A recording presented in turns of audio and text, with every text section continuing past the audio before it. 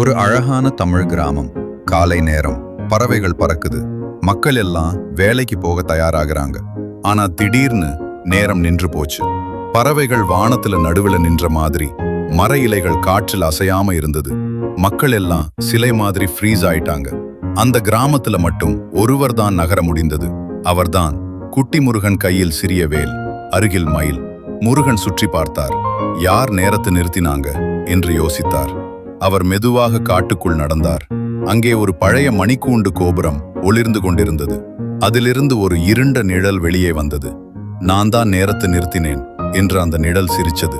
கிராமம் இனிமேல் ஒருபோதும் மாறாது என்று அது சொன்னது. முருகன் அமைதியாக சிரித்தார். அவர் தனது வேலை உயர்த்தினார். ஆனா அவர் தாக்கவில்லை.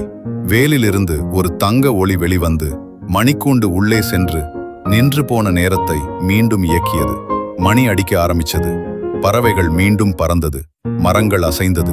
மக்கள் மீண்டும் நகர ஆரம்பிச்சாங்க. கிராமம் முழுக்க மகிழ்ச்சி.